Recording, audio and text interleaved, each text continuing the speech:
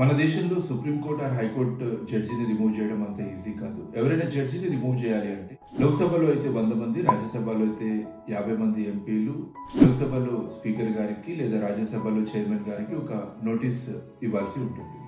ఇలా నోటీస్ ఇచ్చినప్పుడు speaker are చైర్మన్కి ఆ నోటీస్ని యాక్సెప్ట్ చేయడానికి ఆర్ రిజెక్ట్ చేయడానికి కంప్లీట్ పవర్స్ ఉంటాయి. ఒకవేళ యాక్సెప్ట్ చేసినప్పుడు ఒక ఎంక్వైరీ కమిటీని ఫామ్ చేస్తారు.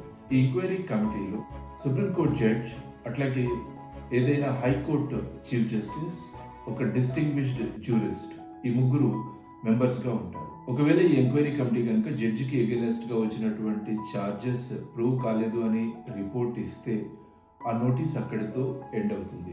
లేదా జడ్జికి ఎగెనెస్ట్గా వచ్చినటువంటి ఛార్జెస్ ప్రూవ్ అయ్యాయి అని రిపోర్ట్ ఇస్తే హౌస్లో ఓటింగ్ ఉంటుంది.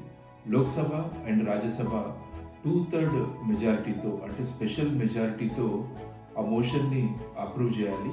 అది అప్రూవ్ చేసిన తర్వాత ప్రెసిడెంట్ ఆఫ్ ఇండియాకి వెళ్తుంది. అప్పుడు ప్రెసిడెంట్ ఆఫ్ ఇండియా జడ్జిని రిమూవ్ చేస్తారు.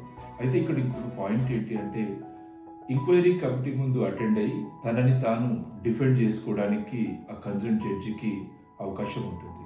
అంటే ఇండియాలో ఒక జడ్జిని రిమూవ్ చేయడం అనేది very complex procedure. Thank you.